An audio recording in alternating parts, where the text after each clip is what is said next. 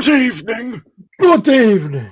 Good evening, and welcome to the 30th JP special. 30 years old today, Governor. We've been going for 30 years now, and we've been having a lot of fun over 30 years in entertaining the troops far and wide.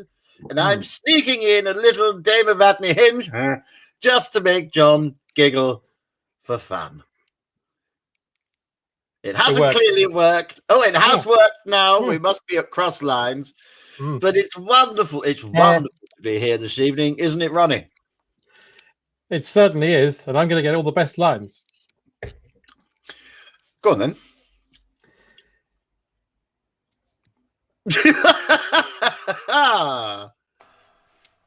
Why don't we all drink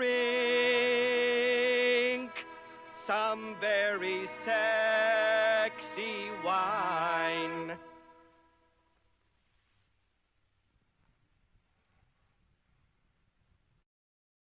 Oh, why don't we drink some very sexy wine? Can I do the Roy Kinnear one where he goes, why don't, because he's doing Irish, why don't we all drink some very sexy wine? Wine and potatoes. Well, here's to you, John, and 30 glorious years with our engraved glasses and the wonderful JP audience. It's lovely to be back. Yes, and thank you to Tim for making that opening sequence, which when he sent it to me, when I started watching it, I was convinced my internet was playing up. So thanks, Tim. Yes, that exactly same thing happened to me just now, and I thought, oh, fuck, not the 30th show, please. So, well done, Timothy, or as he's now known, El Diablo. El Diablo himself. Oh, I got up this morning and I went into the fridge and the milk was off. El Diablo. I went outside, to get the paper and a pigeon shit on me. El Diablo. Of course, none of that happened, ladies and gentlemen. It's a mere trick of the trade. No, A, I don't drink milk, so screw you, fucking cows. And B, I didn't go out today. Oh, I did go out today. Where did you go today? Went to the same place I go every day, John. Once a day I go out, I pick up the newspaper, the free Metro to do my crossword in the morning. And then I go out again about 5 o'clock to get the other newspaper to do the crossword and then get some very sexy wine. And that's what I do. That's what I've been doing for a year. Oh, fuck. Oh, fucking hell. Never mind. Now, look, we got a packed show. We have. I wanted to also mention, to ask you if you've watched Zack Snyder's Justice League. No, which is a set, which I believe is technically now community service, isn't it? It's 5. Yeah, I think so. Long, yeah, 5 days long. No, I've not seen it yet because I don't have the means. You've seen it, I presume. I have. Yeah. Did you shit down your leg? No, it was the same film as the other one, just with more bits. Did you piss up your arm? No. Oh, were you sick in your mouth? No. Oh. No. I found myself thinking about an alternate version that I'm going to call the John Rain Justice League. In that, go on then. There's a particular bit where Batman meets Jared Leto's Joker, who is an embarrassment, unnecessary. And I suddenly thought, wouldn't it be better if Batman was Ray Allen and the Joker was Lord Charles? With a little red lipstick. Red lipstick all over his mouth, yeah. On a puppet. Why are you being such a silly ass? You're like the other half. I'm the day, and I'm the night. Chinzano. Just do the whole thing holding the Joker. Where are we going now, you silly poof? Yeah, that would be an amazing film. Who's this speedy shit? No, that's Fast Bob, whatever he's fucking called. How much is Fast Bob in it and all the and Cyborg Jim? Yep, Cyborg Jim, there's a lot more of him. There's more of, to be fair to Fast Bob, he's less annoying and more useful. Right. I could do without Cyborg Jim. Yeah. I think I would have liked the film if it was just Batman and Wonder Woman. I could do without Aquaman, to be honest. Yeah. Not much. Yeah, he's literally redundant in it. I mean, he literally he has to go to the job centre and sign on. Oh dear. And he's always so bare-chested in it, isn't he? He's always out there, bare-chested with his rippling muscles. Oh. It's played by Frankie Howard in this version. Yeah, I think you should put a couple of limpets over his nipples, a bit modicum of taste. God, but the smells like cuttlefish, he does. The Falcon's out today. You're very excited about the Falcon and the Winter Soldier.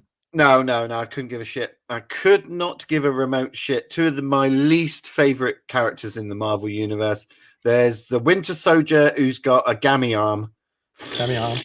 And then you've got fucking flying Pedro, whatever he's fucking called.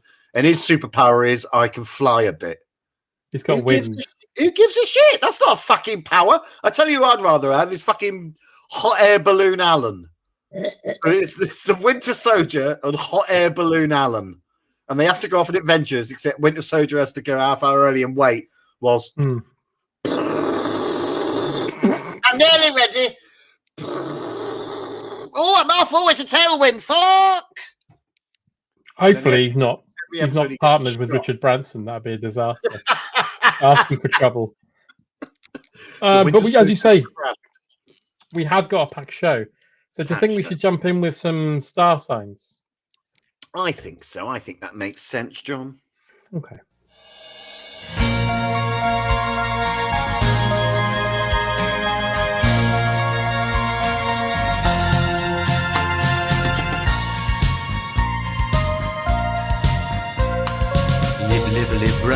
Live, I'll flirt and conquer, then withdraw. Live, then maybe might come back for more. Live, What's the second bit? Coming along like my draw. Fast withdraw. Fast withdraw. Yeah, unless he's talking about a cash point. Withdraws money quickly or shoots people on Hangman's Hill. At the library. He means the library. There's a cash point at the library.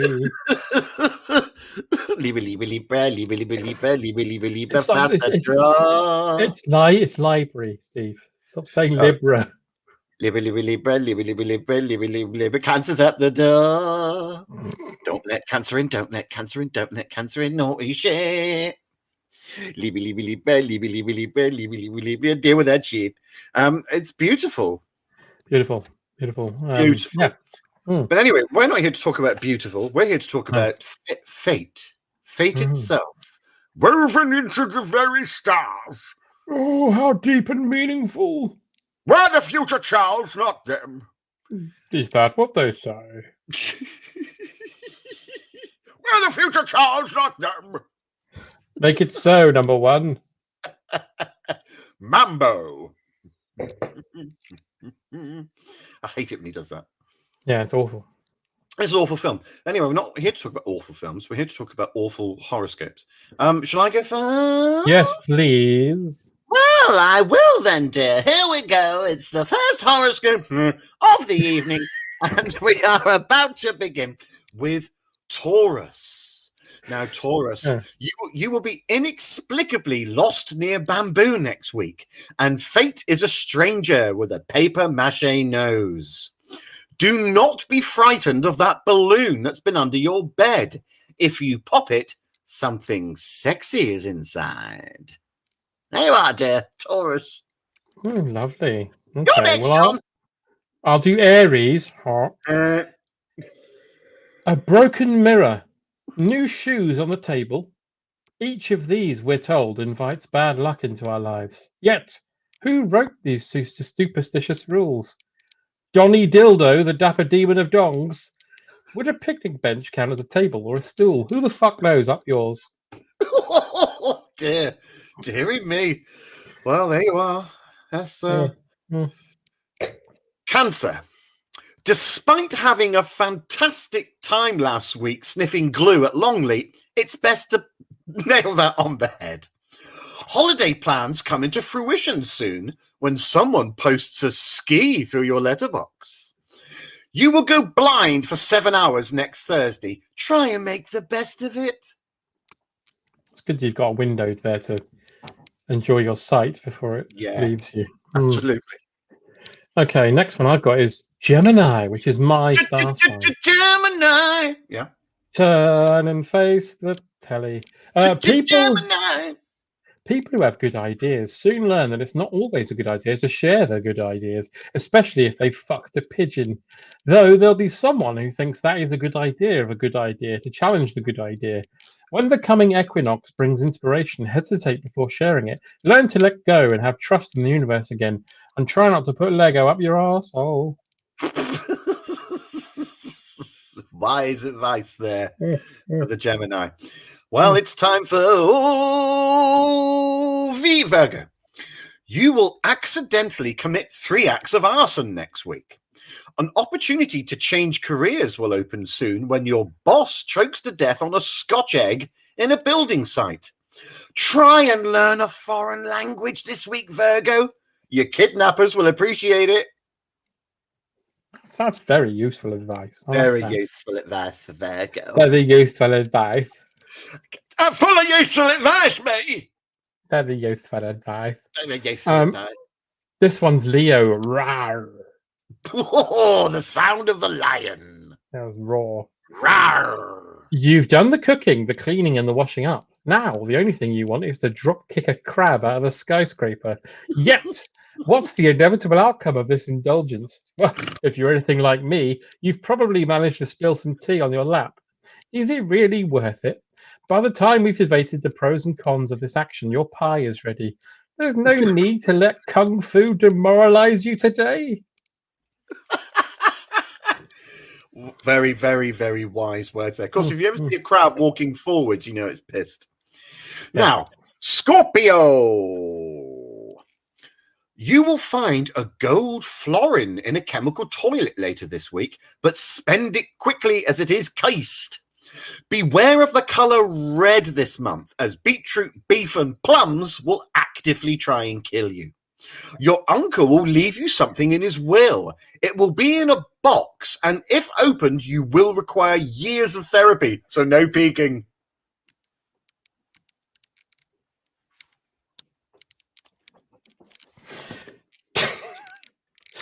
This one is Libra. Fast withdrawal. They tell us that knowledge is power.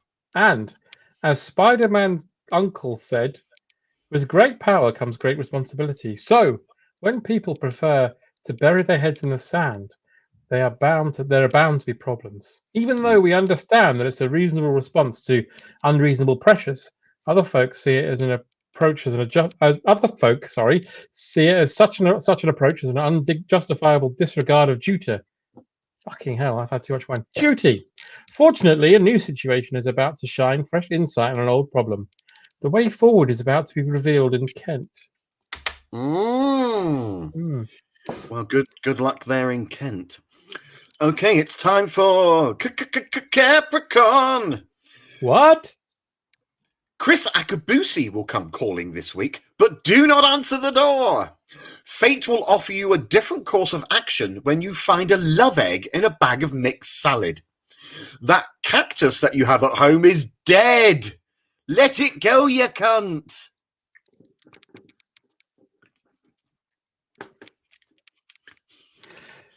Sagittarius. The speakers are fine. I like that. Sagittarius, the hard shoulder on the M3 makes an ideal venue for a dildo conference. You will receive interference from insurance salesmen while you're wrestling the bald champ.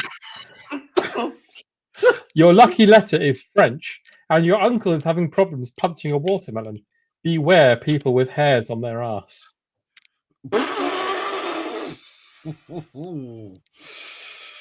Wise words indeed. And finally for me, this is the dawning of the age of Pisces. Do not do any dancing this month, Pisces, as Mars in retrograde does point towards a shattered femur. Try and keep things civil with your neighbours, as one of them will fill your car with cake. Pay attention to your dreams, Pisces, as the mystery about who farted on that walnut whip will soon be revealed.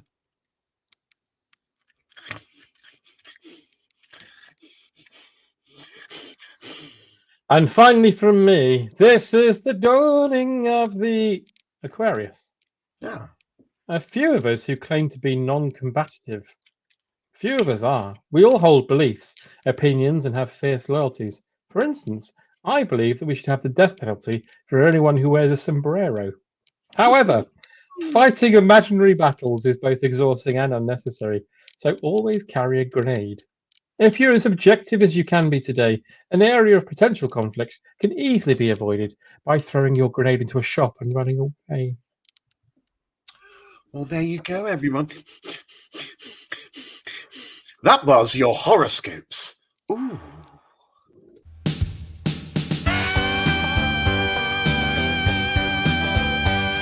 I live and let live, and I go my own way. Don't like to be told what to do. I'll crusade for a cause and defend underdogs. I am almost too good to be true. I'm a Sag. I'm a Sag. I'm a Sag. I'll gamble bad cards and I'll go against the odds. Things don't always work out like I planned. He's a Sag. He's a Sag. I'm a Sag. He's a Sag with a badge. This is Madge. She has bagage. She can't pronounce hedge because she's Madge, and now she's Dudge. Graham Dallas says that's my week ahead sorted. Yes, I was about to say, let's hear some lovely comments from our commenters. The JP family, all safe, warm, and toasty at home. Dwayne says a lemur once shut. Am I back at Dudley Zoo as well? Well, there you go. There you are. It's a lovely picture of Dwayne as well. He's got a hovering hat. He looks like he's having his hair dyed at a hairdresser's. Going anywhere nice on holiday? Yeah, I'm going to Shetland again. It's lovely there. I met my Frank at Shetland. Oh, lovely man, despite the gammy leg, being dead, being fictional, being on fire, and living up the arsehole. Tim's still enjoying his ruse, look. Tim, that was cheeky as fuck, that was. Honestly, you really had us going, that was. So, I almost killed myself. Will tonight be the night that John dies of wine? No, I had a massive G&T before we started. That's probably where I've gone wrong. Yeah, I had all my wine before air, so that's all I've got left of wine.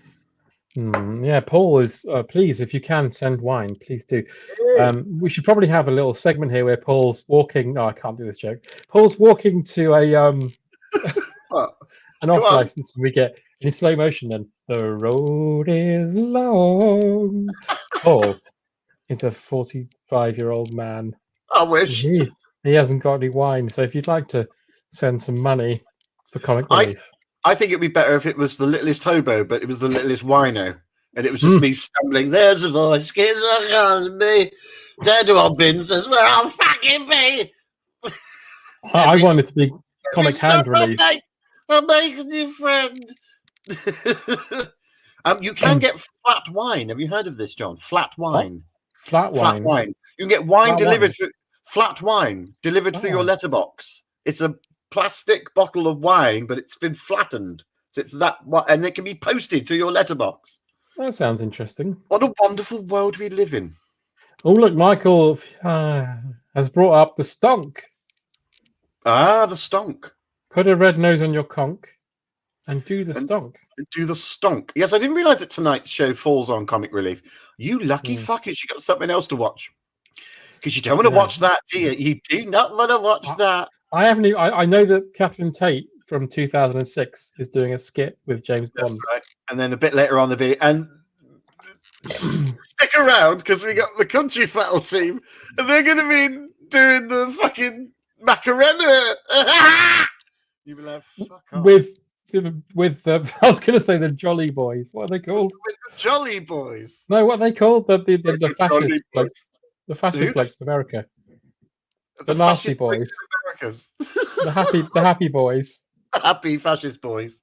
What The are they jolly called? happy Come on. fascist boys. We are the jolly happy fascist boys. You are the jolly fascist happy boys. We are the jolly fascist happy boys. Touch my... Sorry. I meant grumbleweeds. Grumbleweeds. Oh, sorry, grumbleweeds. Of course.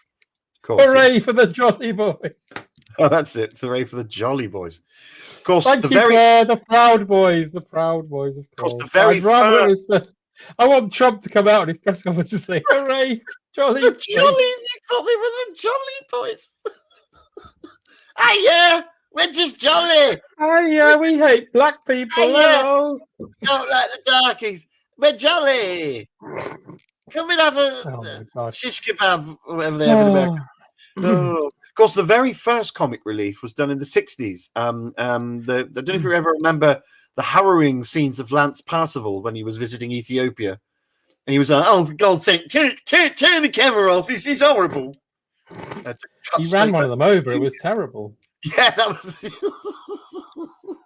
Oh, God, I've run one over in my golf cart. Oh. I'll better rake up a grave for him. Here we are, shove him in there. Back to you in the studio. Ooh. Back to a very shocked looking Norman Wisdom. Yes, and then Pat Coombs came on in a leotard. Get a load of that, you fox! And then, they got taken off the air. Then didn't come back to the 80s, of course. Didn't come back for years. Very unfortunate. But there you go. The Jolly Boys like to Cossack dance as well. Yeah, perhaps so. Did they? The best comic relief special was, of course, The Curse of the Fatal Death. Yes, that was a good one. That was Rowan Atkinson as Doctor Who. Oh, no. Yeah, all right, yeah. Okay. No, that was shit. The only time it's ever been funny was Blankety Blank. That's the only time I've ever laughed once. Yeah, that was very good. That is it. Just for the Jolly Boys versus the Chuckle Brothers in a celebrity tug of war. The Jolly Boys. Terry Scott's lost comic relief trip, of course, when he got pissed and drove off that. God, what was it? There's that great story about Terry Scott driving drunk and driving off of that. Someone will know. It was this machine that lifted your car up onto a bridge. I think it was in Middlesbrough, and he got pissed and drove off it. What? I don't know what you're talking about. Someone will say. Tim will tell us. Come on. There was a machine that lifted your car. Yeah, it was like a special kind of bridge in Middlesbrough, like a Ferris wheel.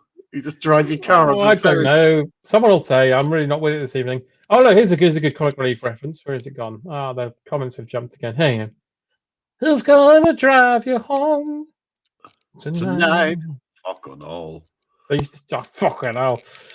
Transporter bridge. Thank you, Michael Clark. It was a Middlesbrough transporter bridge, Mr. What's a transporter bridge? I don't know what. Tell him, everyone. About. It's a special bridge you had to drive on if you wanted to go over this bridge. Why can't you just drive over a bridge? Why do you have to have this extra aspect to it? It's a fucking thing. Terry Scott was the transporter bridge drive on gondola for a regular toll crossing, and he drove. Yeah, why do you need that? I'm not an engineer. I don't know. It's like if you want to come and use our car park, you have to go in the shrinking machine and then drive into this pelican's beak, and the pelican will transport you to the top of the car park mast where you can slide down, retrieve your ticket, and then simply go back up the mast inside the pelican that farts out the pellet, which rolls into the enlarging machine, and off you go. It's very simple. Can't I just park? Fuck off. As we've got a packed show, we should probably bring on our first second feature, even. Oh, I see. Shall we try and summon him from on high? I think it's probably time we summon him from up high. While we're doing that, because we don't want you to see this delicate ancient thing, let's have a look at the opening titles. And appearing tonight on Brian Murphy, Beryl Reid, Henry Cooper, Isla Blair, Les Dawson, Isla Sinclair, and here's your host, Tom O'Connor. Wow.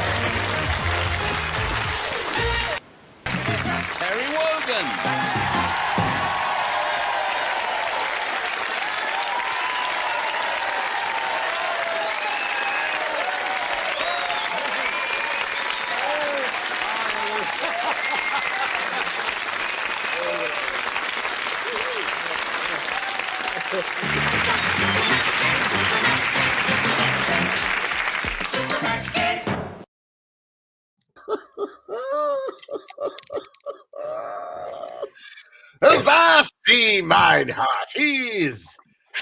'Tis tea of the W coming at you like Clea of the Patra. Coming down just briefly for a sojourn on the old planet E, open brackets, Earth, close brackets, from Cloud, open brackets, 9, close the old damn brackets. Here for another game of the old super match. Now, Terry cannot tarry too long because, as you know, he's a very busy man. Lovely to see you, by the way, John. Look at you. Oh, and you, Terry, and you. You look wonderful. You look better than ever. Thank you, John. You look resplendent yourself, like you've been dressed by Habitat. Wonderful stuff. Now, as I say, I can't hang around too long. I'm having Formula One lessons, you know. Oh yes. Oh, really? We got a racetrack up on the old Cloud. Open brackets, 9, close brackets. Oh yes, Formula One lessons for none other than Ayrton Senna himself. Oh yes. And I tell you what, he tells me he's gonna improve my performance around the old lap circuit. I tell you what, Mrs. W's heart was in her mouth when she came down to the practice session to see old Tell himself up on the old blocks with Senna tinkering away with me undercarriage whilst lubing the exhaust pipe. But that's another story. But listen, I know it's been a while, but time means but a gnat's tit up in heaven. So let's carry on with a lovely game of super match. That's why we're here. That's why Otel comes down to this God-forsaken, cursed planet to play the old super match. And thank you for doing that, by the way. You're more than welcome, John. It's almost like a kindness to me. It gets me out of the old house, away from old Mrs. W, who, quite frankly, got a bit of a drinking problem. Now, first person to type in Wogan's Winsome Wake, that's Wogan's Winsome Wake, gets to play the old super match. Now, of course, you don't just play it with old T of W himself. You get to have someone else help you along with the old final question. And joining me is not a John. Oh, no. It's German for John. It's Johann Sebastian Bach. Hello. Hello, Johann Sebastian Bach. Back Hello. in time. Back in Telly, time. Telly, I need to tell you something before I tell you an amusing anecdote. Right. That Ben Thomas was promised a go first. Oh. So the actual contestant would be Ben Thomas. So we forego Wogan's Winsome Wake because we were on a promise. Yeah? Yeah. Yeah. Yeah. When you're playing a synthesizer, do you have a Yah over Yamaha? I do. And I tell you what, our dog is called Bark. What's named after you? Named after yourself? He's called Bark Bark. Oh, I see. Bark, as in woof woof, not as in spine area. Did you know I vanked myself to death? Okay, now, easy now, Johann. You might have got away with that back in 17th century Germany, but we won't have any of that rot here on the JP special. I do apologize. It's all right. You haven't been aired in a while. You don't quite know your airs and graces. So who is it who's playing tonight? Remind me of the poor old man's name. Ben Thomas, legendary pervert of Earth. Ben Thomas, legendary pervert of Planet E, open brackets, Earth, close brackets, gets to play. Okay, now we've themed it again to make it easier for everyone. And the theme this week is Beatles. The Beatles, you know, the Fab Three themselves. So let's reveal the legend. Thank you, Eugene. The legend is, all you need is blank. So, Ben Thomas, you have a little think about that whilst you deglaze all your fixtures and fittings. Now your father's back. And I'll go over to Johann Sebastian Bach to see what he thinks. Have you heard of the Beatles? Have you met John? I have. I was playing ping pong with him this morning. Ping pong with old John Lennon. Lovely. Was Yoko there holding the balls? No. She is still on the Earth, but he was talking about her a lot to the point where I just walked off and went to go and get a Kiora. Went off to get a Kiora. I must admit, John is a bit of a bore when it comes to Yoko. He is also a fucking cheated ping pong. I did not know that. Anyway, we could wax lyrical about the old Scouse git, but we're not going to. We need to get back onto the game. All you need is blank. What say you, Johann Sebastian of Bach? I would say all you need is a functioning democracy. All you need is a functioning democracy. I tell you what, if we got any of the members of Kraftwerk up, they come up with the same answer. That's lovely. Well, all you need is a functioning democracy. And I'm going to say, all you need is cress. Because quite frankly, if you're making a sandwich, that's all you need. Bit of cress. So you got Wogan's cress, you got Johann's functioning democracy, but Ben Thomas has come up with one of his own, which is all you need is Polaroids. To get away with the old business. Let's see what the third most popular answer was. For 50 blanks, it was, of course, and let's reveal, all you need is frogs. All you need is frogs. Never mind there, Ben. Never mind. Perhaps you might be luckier with 100 blanks. Second most popular answer. Let's find out, shall we? I'm crossing everything that I can legally cross for you, Ben. Let's find out. For 100 blanks, excuse me, bit of ectoplasm. All you need is crafts.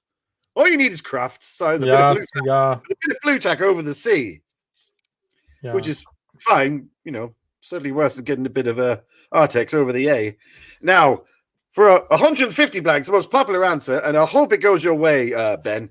For 150 blanks, it is, of course, it's so obvious now. It trips off the tongue. All you need is a kidney transplant. So you didn't quite get there, Ben. Never mind. I feel fucking stupid, Terry. Steady on there, Johan. I'm not sure you would have used that. I feel like a right cunt. Potty mouth Johan himself. Honestly, they wouldn't let me say that on Comic Relief. I tell you what, you need to shut the fuck up in D minor. I don't know what that means, but listen, it's been a lovely time. Old Tell's got to pop back up to the old circuit, do a few laps, but he'll be back later for another game of the old super match. It only remains for Old Tell to say, Johann Sebastian Bach, it's been an absolute pleasure. And I'll see you all soon. Avanti! Brian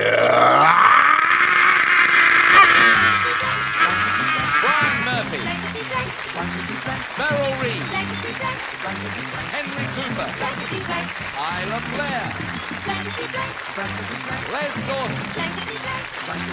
Isla Sinclair.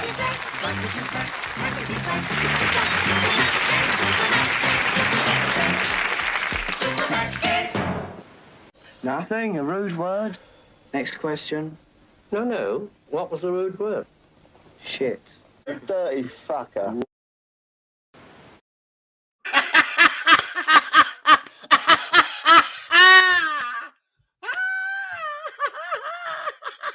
Well.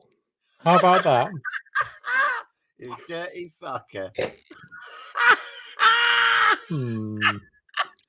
Gosh, okay. I really look. Oh, nothing rude word. You have got a face, it has to be said, that fits every celebrity in history. It's very malleable. When you were on Tom O'Connor's face, not like that. When you were on Tom O'Connor's face, it didn't look any different. So I'd say that you probably are like a Tom O'Connor lookalike on the quiet. Maybe. It could be a looky-likey for Tom. Yeah, I still get a small thrill when I see him use Hotel, I have to say. Oh, well, yeah. But there it is, there it is. And I didn't, Henry Cooper, that was a bit scary. And Les Dawson was frightening. I remember Henry Cooper, I met him at a Bukkake event once. He just kept shouting, splash it all over. It was embarrassing. Dirty little prod. Anyway, I haven't got time to tell you tales of when I met Henry Cooper. No. Because, of course, it's time for some tales of the unexpected. Now, if you're joining us for the first time with this being our 30th show, I should explain that Roald Dahl, after he sadly passed away, after, in his shed, when people went to clear out his things, they found like a whole wedge of unexpected tales he'd written and hadn't published. So Paul and I took it upon ourselves to review them for you. So this evening, here's another batch of tales of the unexpected.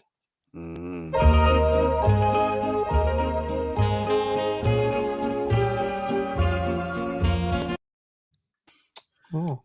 Okay, well, here we go. It's Small Tales Unexpected. Maybe, John, maybe you can kick us off this time. Okay. You might have trouble reading mine because I did it in very small writing. Oh, But that let's see. was stupid, wasn't it?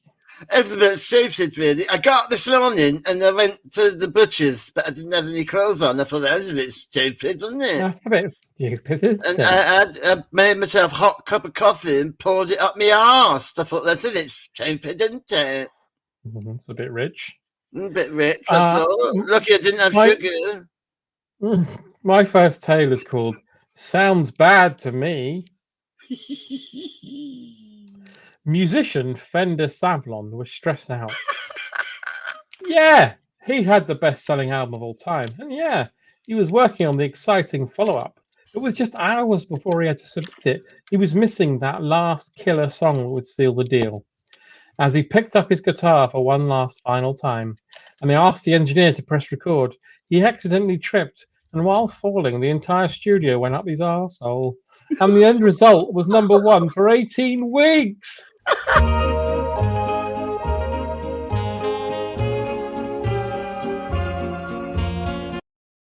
Of course, if you think about it, it was, of course, a #2.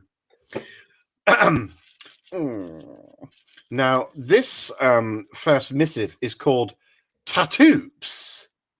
Tattoos? Tattoos? What? What? I don't... What?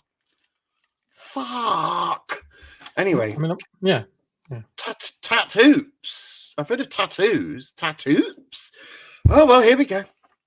Full-time racist and purveyor of the As Speak As I Find Brigade, Tony Falconry Centre, goes to Thailand to sample ladyboys and generally abuse the entire culture.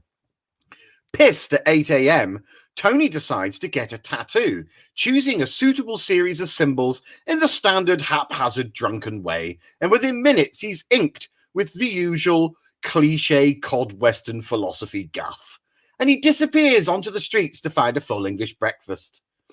Little does he know that the tattooist was a shaman and is also well-versed in judo, cluedo, and sudokus. When Tony returns home to the UK, the curse is activated and he's immediately arrested for wanking koi carp with a Ken Hom glove puppet. Oh, no.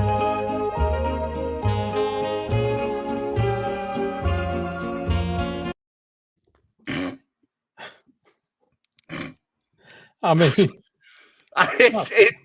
it just, the mind boggles, doesn't it? It's absolutely terrifying. Where does he get his ideas from? It's a labyrinth in there, isn't it? Yeah, one way, mucky. This one's called Wait for It. Busy waiter Francois Scaretrix had been rushed off his feet all day. He had just 15 minutes left of his shift. Before he could finally call it a day and go home, his last table were being very argumentative about paying their bill, claiming that they hadn't eaten anything they were being charged for. Francois went through the bill, item by item, but they still wouldn't have it. And it was at that moment that Francois saw something that would chill his very blood to ice. One of the people arguing the bill was his dad, and his dad had been dead for 4 million years. Fuck.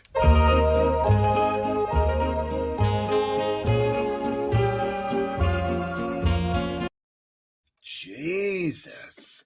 4 million years. Oh, 4 million years. Dad probably found him in the permafrost. Yeah. Now, my second missive is called BBC II Player. What? Oh. What? Like what? There now follows an upheld Ofcom apology from the BBC. The BBC wish to apologise for any anguish or mental or emotional stress caused by the host of Celebrity Mastermind, John Humphreys. The BBC wish to apologise to celebrity contestant Kate Beckinsale, in particular, who was not expecting Mr. Humphreys to shout out, "Why not throw toasted bagels over my erect cock?" when he should have said, "I've started, so I'll finish," which he did in so many words. The complaint has been upheld, as was John.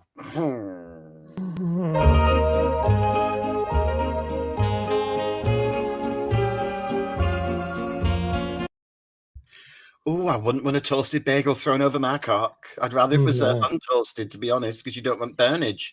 Well, to be honest, yeah. And I want it measured properly so it doesn't like just bounce off. I want it to fit. Yeah, it's got subtly. to literally get to the top and then down the bottom. Exactly. If it's too small, then it's Yeah. just going to bounce off, and it's embarrassing for all involved. It needs to wobble down the shaft and then very gently settle on the cushion that is the balls. Plump. Aren't they just nature's cushion, Paul? Aren't they? A game for 5 players, only from Hasbro. Kaspunk.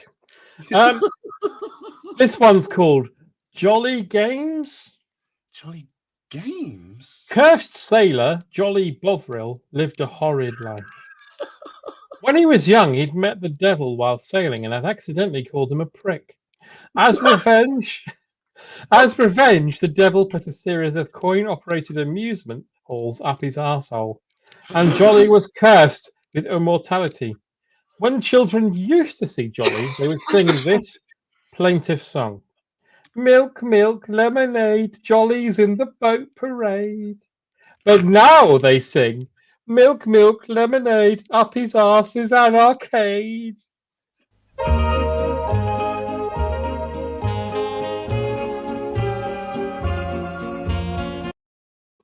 Chilling. It's so strange because we pick all these stories randomly, John, but you always seem to pick the ones that Raoul seems to focus about a variety of things going up someone's arsehole. That's weird, isn't it? It's very strange. It's weird. Well, my third missive is called Costa Crapper. What? Oh, I don't even tip off tongue. God, no. What? Well, it's called Costa Crapper. Roll wrote it, and here it goes. Sun worshipper, Agonist Dracula III, is fed up. It's the worst holiday ever. Every morning, it's the same thing. The German tourists lay their towels down on the sun lounges, and nobody can get to any of the best places. Later that night, after a Horlicks cocktail, she hatches a plan. She gets up very early in the morning, technically still the night, and lays one single square of toilet paper on all the sun lounges. The next day, Agnes is delighted to see all the German tourists battling each other to death to be the first person to take a shit.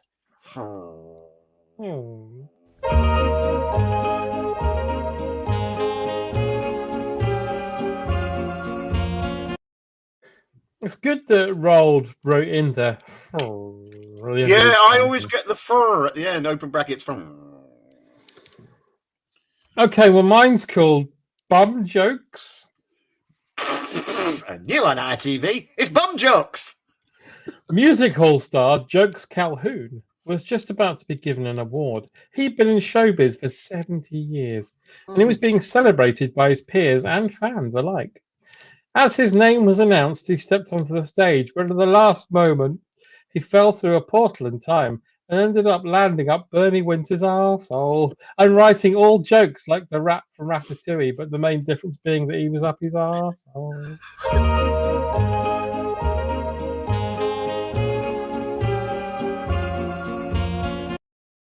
Again with the roulette wheel of rolls up his He's, arse. he's obsessed with arseholes, isn't he? He's always have to go up his arse. Yeah, Strange. obsessed. Oh well. This fourth missive is called G-Force. Oh, that's fine. G-Force. Yeah. Sounds fine. Yeah. Pretty Patel rises from her lead-lined coffin, yawns her forked tongue, tasting the air. She stretches, kicking a bag of wonky cats down the stairs for fun. She withdraws her many alien tentacles and dislocates her jaw, eating a shaved orphan's head for breakfast. She spits the bones into the sink and assimilates back into the human form that we all come to know and loathe. Outside, the nation waits, breath bated, a harmony of expectation. Oblivious, Pretty smears a pentagram of hot feces over the door and is ready to take on the day. The nation lean forwards collectively in their homes. Now! shouts one lone voice. Priti Patel looks around and then up. What is happening? She screams. A button is pressed and she is crushed to death by a 200-foot solid steel fucking letter G. The nation cheers. A bank holiday is announced. A national party. The party is banging.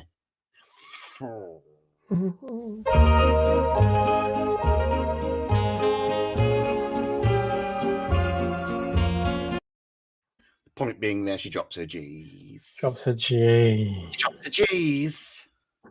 Right. My last one, Yeah. and I'm aware you've got one more. It's fucking haunting. Well, it is. It's called The Real Terror. What? Pull up a seat, ladies and gentlemen. Turn down your lanterns of gas and oil. For I have a tale for you that will haunt you forever as we sit in the cold darkness and hear a tale of woe and evil. The mystery of what has happened to the HMS Terror and HMS Erebus may never be truly solved. But Kelvin Watersports was sure that he finally had the solution and could at last bring closure to the mystery. As he called a press conference and spoke to the world, he produced the missing evidence, a long lost diary, discovered in one of many graves on Beachy Island.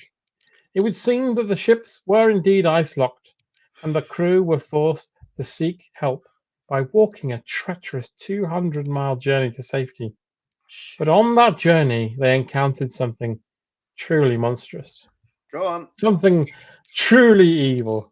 Yeah, go on. 24 bank robbers in a car. Fucking car.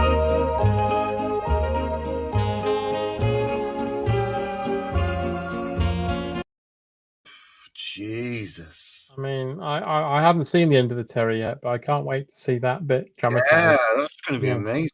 One of them's got his head still on the horn, but it's frozen. And it's the terrible thing, because once they get the whole car out and it slightly defrosts, you get the...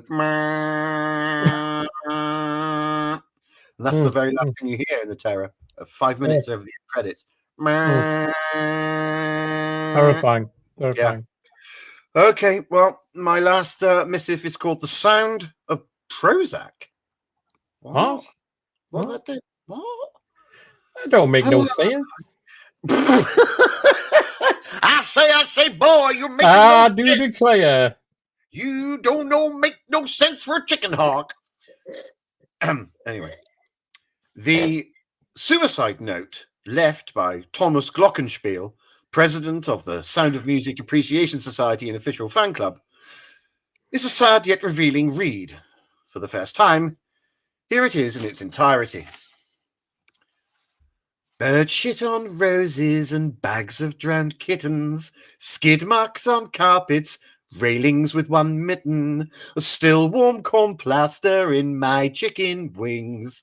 These are a few of my least favorite things. Moth-eaten cardies and cold apple strudel, bailiffs and crank calls and urine on noodles, people at parties with guitars who must sing. These are a few of my least favorite things. When the dog dies, when the bee stings, when I'm feeling sad, I simply remember all these shitty things, and then I just shoot myself in the head with my dad's uncle's antique Luger. Fur.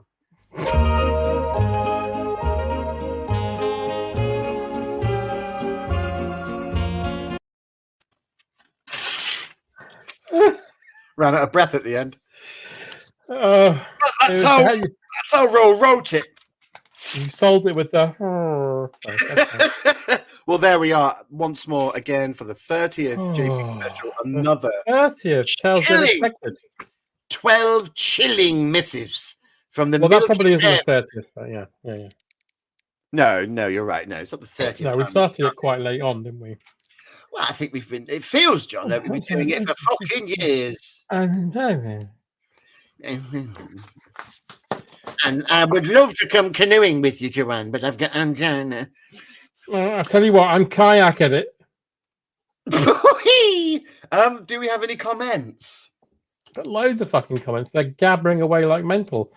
Claire says, Gucci, Mr. Giuliani, Shelby Furious. I just started my new job wanking off the homeless. Katie Delight says, I just started watching the terror today. Cannot wait for the bank robbers to turn up. I mean, that's a harrowing scene, I'm sure. Wogan won't well your winking wobbly wee. It's fair enough. Fair enough. Oh, Tamara's doubting my knowledge. 24, is that right? Over to you, Claire Monty. And then Claire Monty says, in a crap Norris McWhirter impression, I can confirm it's 24.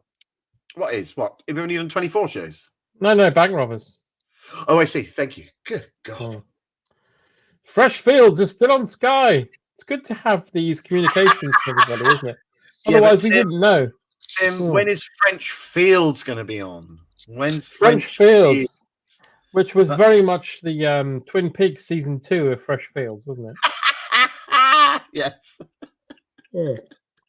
When Anton Rogers gets trapped in a doorknob, it was my favorite episode. Yeah, just the end credits, just this sort of weird face, like. And then he fell out of the doorknob and went into a May to December.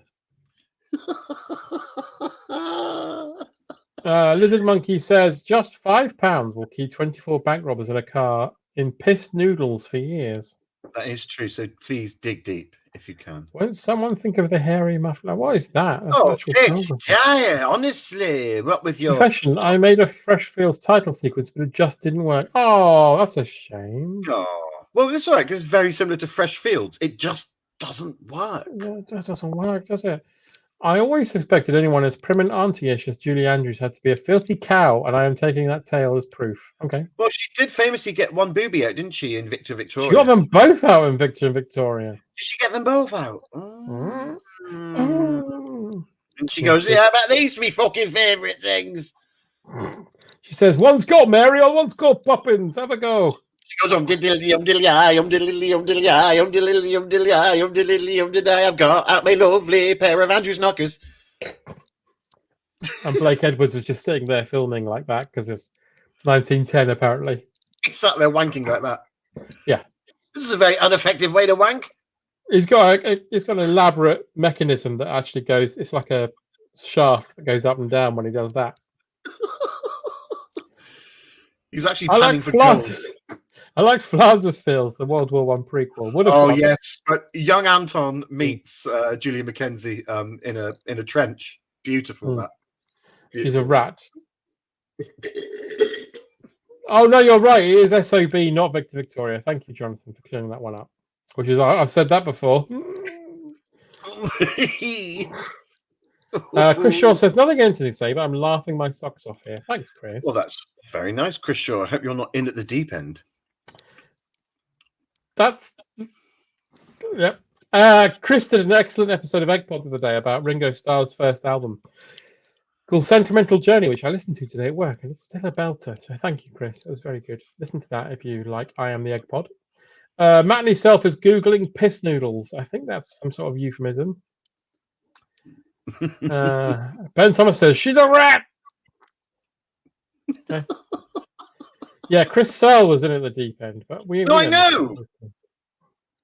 Well, I just went with Chris.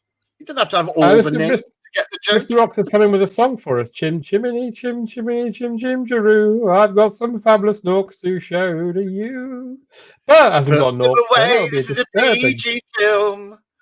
I'll do what I like. Have a look at my milm. Victorian people called their bowls a milm. Everyone knows that. Watch the film The Last Mimsy, which I call milm. Milm. Should we put on the milm? Oh, put the milm on, would you? I think those old rail shooters like Virtua Cop or Operation Wolf. We should do that for the Beveragino ladies. When they all pop up on top of a shed or out of a bush. Did someone say beverage? Did someone? And this isn't me advocating shooting women. I just mean that meme was particularly annoying. And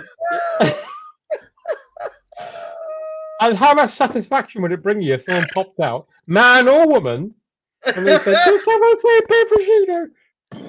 Pew! Hmm. Oh my The god! the bonus would be Hinge and Bracket coming up and saying it, of course. Yes, of course. Well done, you've managed to kill all of those nasty brutes. Trago Mimsy, says Tamara, who, as we know, is a very, very past savable crack addict. So we'll just smile at that one. Just a wry glance. Brings a new meaning to tuppence a bag. Yeah. This is not me advocating shooting women. Now, there's the start to a sentence. Yes. Well, it was a conclusion of another sentence, but okay, I'll give you that. I'll give you that. There were emotional parentheses there. Yeah.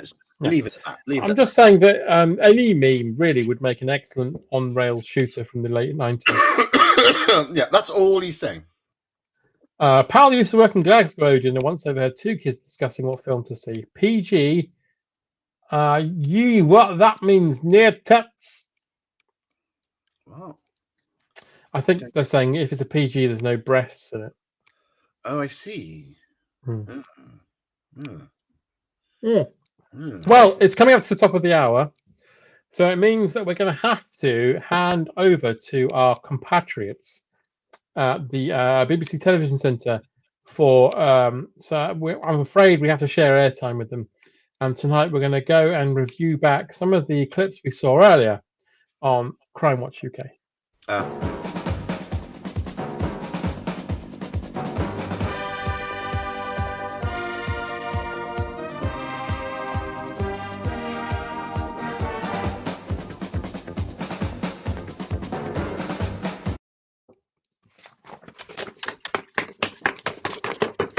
Good evening and welcome to Crime Watch UK. And if you can help us solve any of these cases, then the police will be giddy to fuck.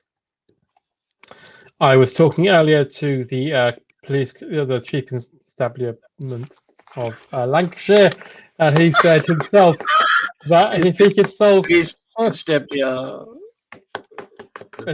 some of his cases this evening, he'll be able to fuck a hen.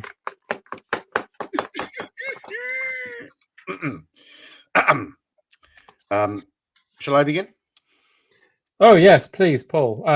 We've got some feedback on a case we saw earlier. I'd like to hand you over to DCI, Paul. Thank you very much, DCI. Police in Cumbria have released an artist sketch of Lord Oswald Goddington, known to the locals as the Sellafield Streaker. This naked running toff has been terrorizing local residents. He's been described as being 5'7", an amputee, having lost his arm in an illegal bridge game to one of the two fat ladies, namely Clarissa Dixon Wright, in 1997. Other key identifying marks are his trademarks top hat and the fact that he has a tattoo of Sally Gunnell on his back. I don't know if you can see that there. And obviously, if you can help the police with their inquiries, they would be very, very, very welcome to that. Thank you.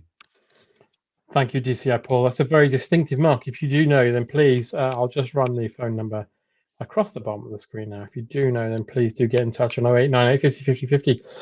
Now, going back to a case we had earlier, police in Surrey are looking for further information about a man they think may have been involved with the recent spate of fish robberies. If you know who this man is, or you may have seen him, please do get in touch. It's very important we get in touch with him. You may have noticed some distinctive marks he has. He has a bum bag, or if you're in America, a fanny pack there with a picture of fish. He had a bag with swaggering on it full of fish. And a very distinctive mark, which police are keen to investigate. He had a Matt Bianco LP hidden behind his back there. So if you do know anything, please do get in touch. Paul.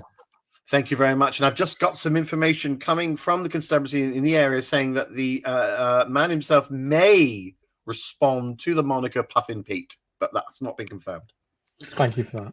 Okay, you're welcome. So, police in the Outer Hebrides, okay, the no, are offering a reward for the capture of twin thieves, Bob and Ben Bobbington from Bradford, who bolted up to the Brecon Beacons to swag a bag of broken biscuits. They escaped on foot, stealing a hot air balloon disco, which was last spotted floating over Stoneway. And we have a picture of that. That's actually happening now. Locals have been told to be on the lookout for a massive flying cunt. Oh, good grief. Good So grief. if you can help us with that, then please do call the number at the bottom of your screen. The number, of course, is 50 50 50 for the Outer Hebrides. Thank you, DCI Paul. You're welcome, DCI John. Further to our film earlier, police are keen to eliminate this woman from their inquiries in relation to a recent space shuttle theft.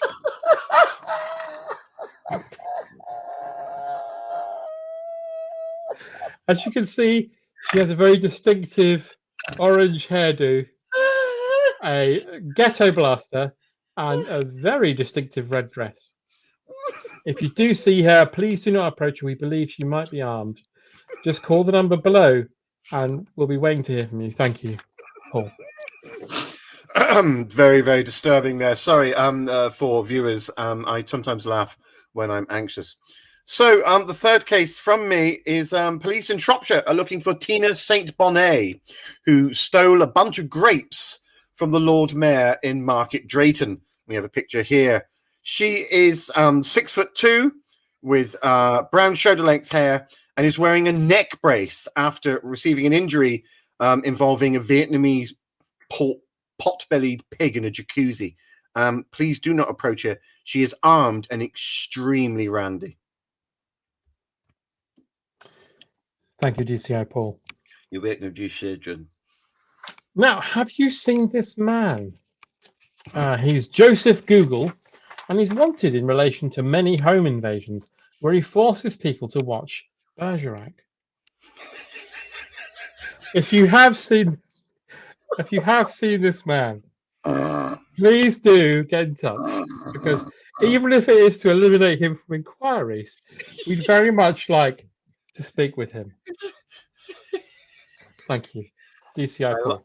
Thank you, and of course the way you'll recognise is the B for Bergerac there, which is That's right, on his jacket there, very distinctive. It's a very we're told by tailors that it's a very distinctive jacket. Very distinctive jacket.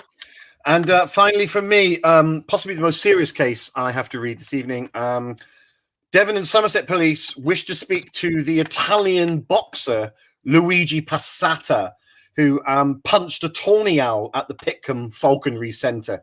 Luigi is armed and possibly dangerous and is instantly recognizable.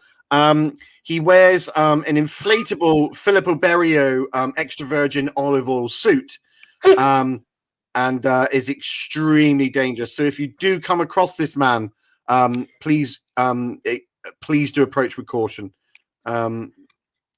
He's very recognizable. So if you've seen that walking down the street, hello, then obviously do call the police. Does it, to put DCI Paul, does he say hello in that distinctive manner? Yes, I believe he's fully assimilated into the English culture. He's been living here for over 18 years, and he often goes hello as he goes about his business. That's a very important detail. One of the telltale signs is a trail of olive oil on the floor. So if you find yourself falling over, do be careful, because you may have inadvertently fallen on his trail, as it were. Okay. Well, finally from me this evening, the disturbing film we showed you earlier, where a man was stealing beanbags. We have a description of the man. In fact, we've managed to retrieve a photograph from one of the residences in which he broke in. We are at the moment, we need your help because we don't know the man's identity. But we're very keen to trace him. So any clues we can find out from the members of the public would be very, very welcome at this point. Here is a picture of the man.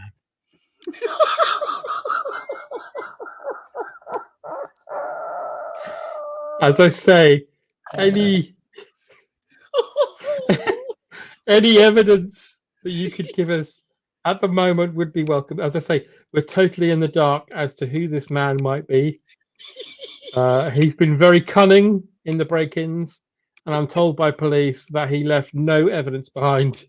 And this picture was taken in the front room of a family who caught him with a Polaroid camera. So if you could let us know who you think this might be, that would be very appreciated. Thank you very much. Absolutely, and the police are very much looking forward for you to call up about that said man and make any suggestions. That's the end of Crime Watch. It just remains for me to say, as usual, thanks very much for watching. And if you do engage in a particular event that sells pastry dishes full of meat, please don't have pie mares. What?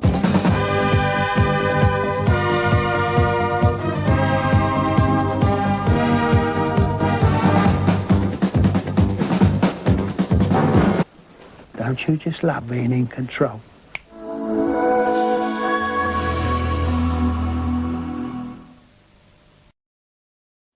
It's good to gas. That was him having a wee. Well, please do call the number on the bottom of your screens. Yeah. If you have any information about the whereabouts of those ne'er-do-wells. Yeah, I mean, it's really not worth. Oh, we're out of character now. So, Paul, it's 8 minutes past 10, and let's look at the comments. Let's do that. Can I go and quickly replenish my drink? Please do. Fuck off. Ladies and gentlemen, it just remains for me to tell you, it doesn't remain. I've got loads of other stuff to say. I was just being a Remainer. Yeah, I'm quite drunk. I've had a very large G&T and lots of wine. So tomorrow's a write-off, isn't it? Let's have a look at some of these comments. Lionel Blair, his trouser flare. Lionel B. Liar, more like. Nice satire. Tim Coleman's real, Pitcom real falconry bugger. I need this sanctuary in my life. I guess that's a conversation I'm replying to. Best picture of Lionel ever. Thank you. Thank you. I was quite pleased with it. It's good, isn't it? 1 year of art college there, ladies and gentlemen. Not wasted. Let's have a look at some new comments. Any flag shaggers? Anyone in the comments here has had sex with a flag? Do make yourself known. How's the book chugging? It's chugging along slowly, but on target. Excuse me. Here's Paul. Hi. Sorry, I had to sneeze, and I thought it was rude to sneeze in front of the ladies and gentlemen. Sorry? I had to cut me off and you in because I was about to do a horrible sneeze. Oh, how do you sneeze? Do you sneeze like a motherfucker? Is it like... No. It's a normal one, but I thought it was rude to do that in front of the ladies and gentlemen at home. Oh, I see. I know a chap who's like a proper big like rugby player type, and when he sneezes, he goes... It's the funniest thing ever to witness. I know somebody who, when they sneeze, it's like they do like a napalm bombing. It's like achoo, achoo, achoo, achoo, achoo. Ah, I see. It's weird. Lionel Blair still wanted for not successfully killing Bobby Davro that time in the stocks. Oh, Bobby! Smash news. There's no smash news. There's none in the can. I did Charlie Hickson's one, and I don't intend to do any more for them right now. I might sneak in a couple here and there, but no, there's no news. John. Well, you've been busy doing other things, haven't you, petty love? I'm constantly busy. No one believes me, but I'm constantly busy. Yeah. Wheezing news. Oh, wheezing news. There is wheezing news. Paul, why don't you tell them our wheezing news? Well, we are doing 3 brand new episodes of Wheezing Groaning tomorrow afternoon. Tomorrow. So on Thursday will be the first, which we can say the first because we'll do a little shout out. So the first will be the Curse of Peladon. Curse of Peladon. So if you like your narons, then please send them in. And then there'll be another one and another one. So yeah, we're doing 3 tomorrow, and we're very much looking forward to it. Although we're slightly worried because we really like all of them. Yeah, but we're British. We'll find faults with it. We'll find something to be annoyed about. Yeah, that's fine. So we're doing that tomorrow, so that's good. And we'll probably do another Total Joy next week, and we might do a special. Yes, we will. No details right now, but yeah, No, sign up for that, bastards. if you dare. But that's fine. The So we've been Charlington going commercial through is lovely. You came out talking with him. Things. Yes, that's true. talking with him many days. Hmm. And Charlie Hinkson at the same time. Jeff had more Hinkson on Smash, if he's agreeable to that. He was fucking brilliant. The unexpected Bob Fleming cameo in the Charlie Hinkson Smash was a bonus. There we go. I really regret having that fight with Frank Bruno. Oh, so you know what? It's a packed show. We've got 2 more big features to go. Should we do some psychic drawing now? Now? Well, I don't mind, John, if you want. We could do it now if you want. Well, I mean, it's do you just want it's quarter past 10 and we've got Blankety Blank to come as well. We could do it now if you want. I mean, I don't know if you want to do it now. We could do it now if you want. I mean, I don't know. Well, let me think about it for a moment.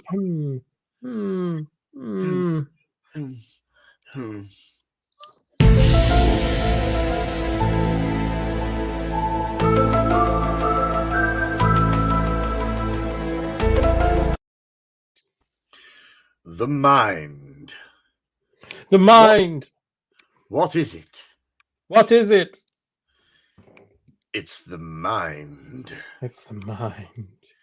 Tonight I will show you that I have, for the first time, for the 30th installment of the JP special, successfully connected my mind to John's thought palace, or as I consider it, a thought privy, because all the muck that I end up drawing is because of what I think comes out of his fetid imagination. Yeah, there's no need for that. So we had a bit of a break, and I decided that the best thing to do is to keep things, pick a theme, but keep it broad, and that way there's no way you can accuse me. Don't draw abroad, right? Draw me abroad, and I'll marry that broad.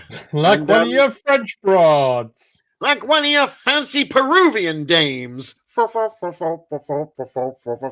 day, all night on the panpipes. So I decided that the theme would be aliens in space.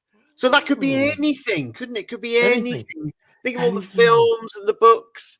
Could be anything. So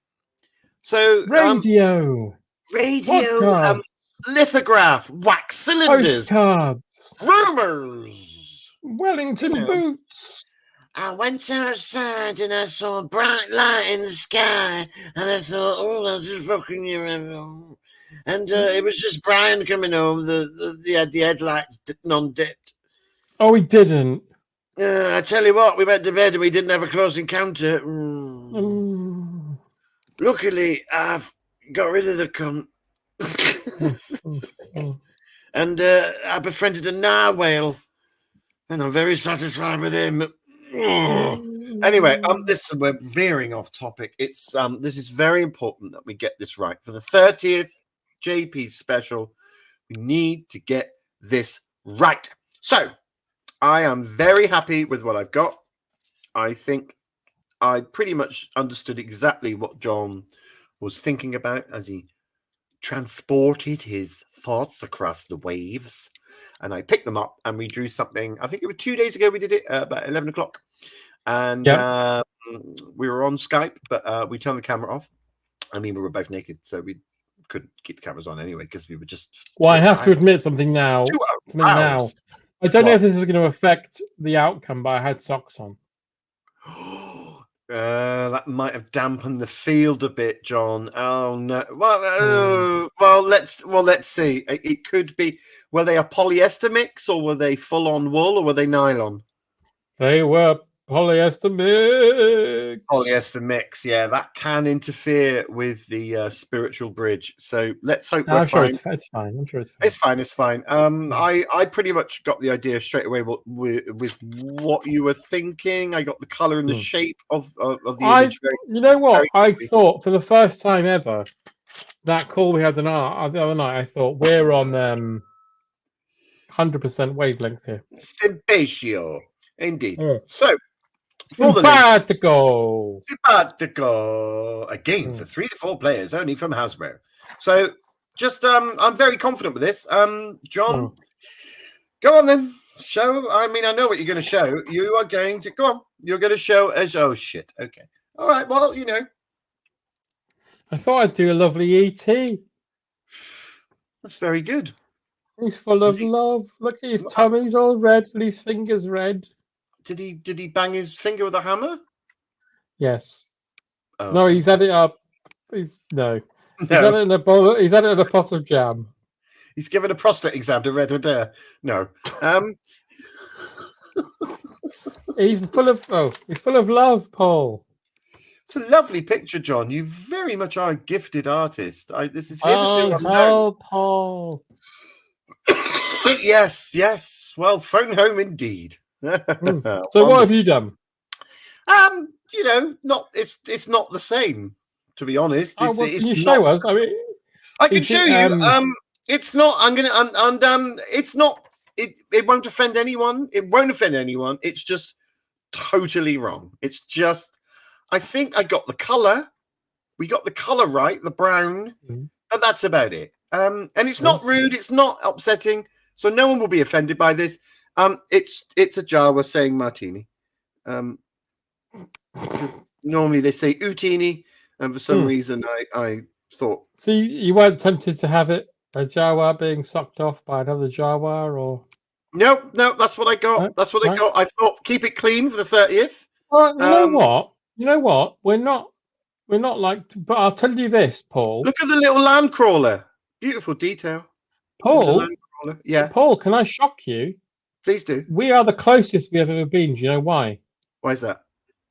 Because these are both in the Phantom Menace. Yes, they are in the Senate. Fuck. Yeah.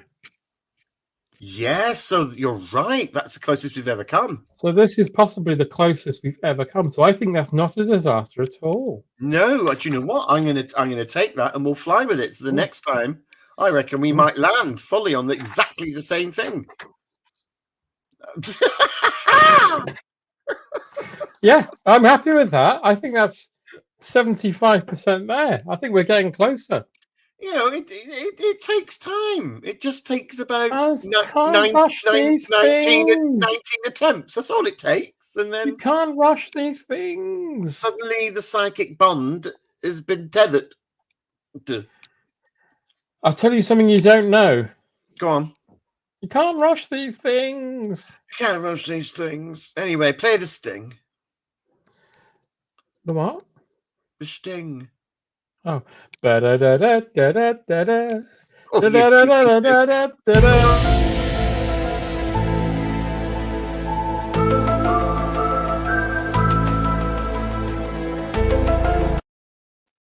had an idea for crime. We need people. It will take a bit of time. Lovely. Well, I think we are having a wonderful show tonight. A wonderful show. You know what? You know what? Tim's little stunt at the beginning, it really threw us. Yeah. It'd be awful if something. Hello, Paul. Oh, for the love of Graham! Hi! Hi! How are you doing? Fine, I'm fine. How are you? How are you? I haven't seen you in ages. Oh, I've not seen you in ages. What a fucking lovely time. Yes, I've not seen you in ages, Graham. What have you been up to? Well, I've been up to lots of things, but tell me first, as a signal of intent of our friendship, what have you been doing? What do you mean? What I've been doing? What have you been doing? Nothing, Graham. I don't know if you're aware of what's going on planet Earth, but we're all fucking in some horrible pandemic, and we're locked in our houses, rattling around in our own brains, just trying to fucking find any reason to live. I noticed because the local branch of Wimpy is getting very crowded. What do you mean the local? There's no Wimpies anymore, Graham. They've gone. And there's Wimpy in heaven. There's Wimpy in heaven. Yeah. Right. And you know what? I was in Wimpy in heaven the other day. And right. Which branch? Was the heaven one. Heaven one, yeah. And the woman who was serving me, I said to her, do I get any money off if I tell you that my friend is Paul Litchfield? And do you know what she said? She said, I've not fucking heard of him. No, you'll pay full price like anyone else, you fucking blue Tron cunt. She said, is he the one that was in After You've Gone with Nicholas Dinghurst? Right, Graham, and you've got to let this go. You've got to let this go. And you know what she said? No, go on. She was so proud. She's so proud. All right, well, it's lovely to see you, Graham. No, I've got another story to tell you. Go on then, make it short. When I was leaving Wimpy, I bumped into the Gremlins man from Gremlins, you know, the old man. Yes, the Gremlins man from Gremlins. And he had his friend with him. And do you know who his friend is? Is it Tony Hatch? No, Dr. McAllister. Is it Barbara Bel Geddes from Dallas? No, Dr. McAllister, who it turns out Dr. McAllister. It turns out he's the number one death suit wrongful death lawyer in heaven.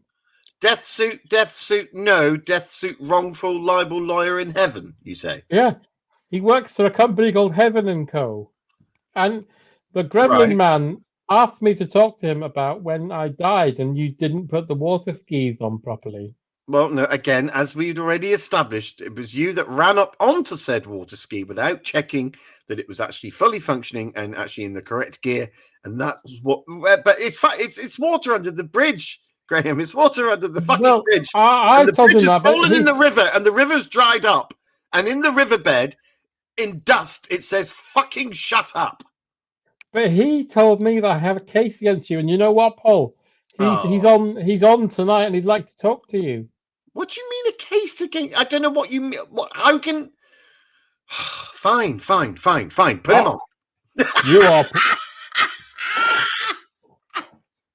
You are Paul Litchfield, yes. Yes. Who am I speaking to? My name is Dr. McAllister. I am a top lawyer. Right. Yes, I am a top lawyer in heaven. I work for Heaven & Co. I will email you my business card. Right. Yeah.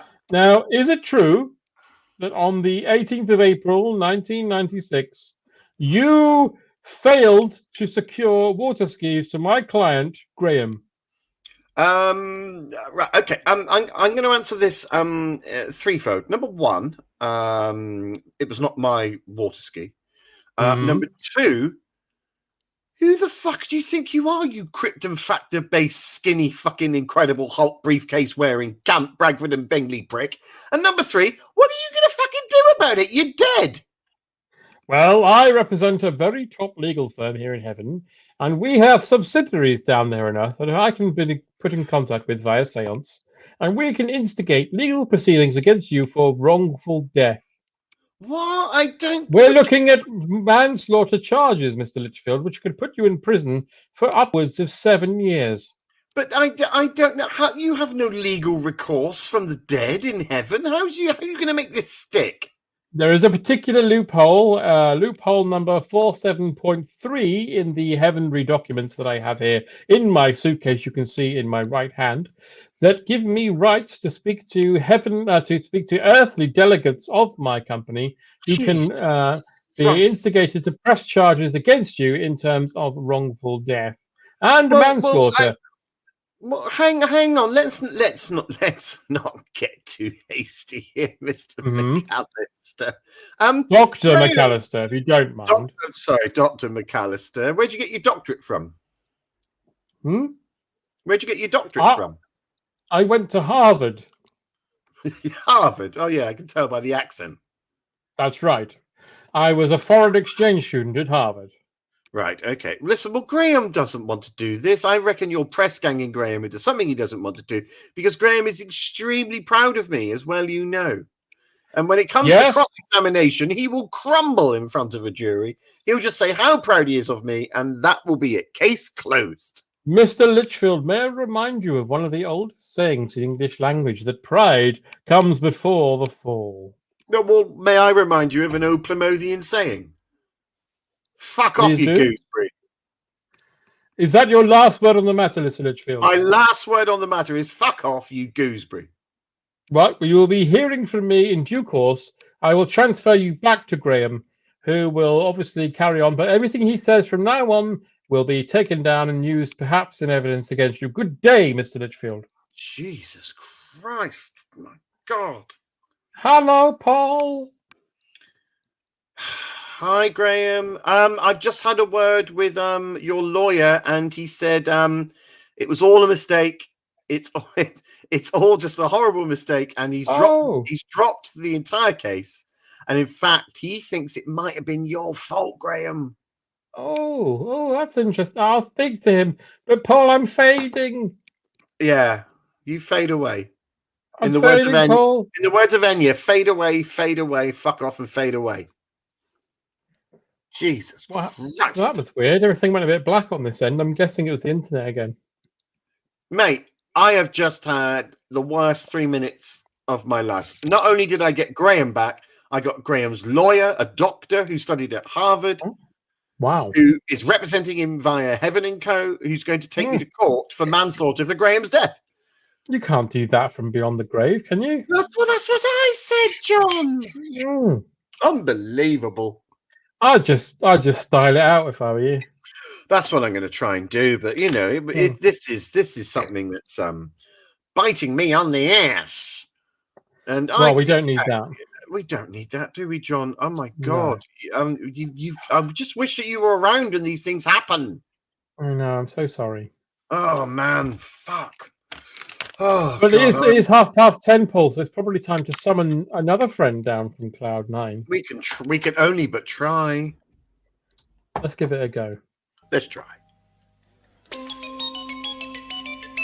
And appearing tonight on Brian Murphy, Beryl Reid, Henry Cooper, Isla Blair, Les Dawson, Isla Sinclair, and here's your host. Thank you. Woo! Thank you. What an amazing audience. All right, calm down. They're mad. I tell you, they're mad. Terry Wogan.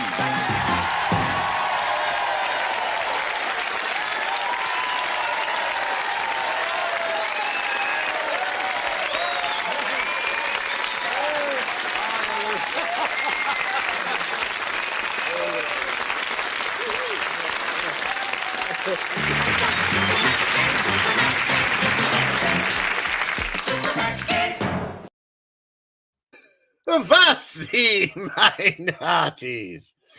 John, you seem to be full of the old chagrin. What's ailing you? I think I was Beadle. Was I Beadle then? Could it be the fact that you were beadled about in that VT clip from on high? Might be. Slightly disturbing, some people might say. But listen. Well, Terry, it'll look bigger later.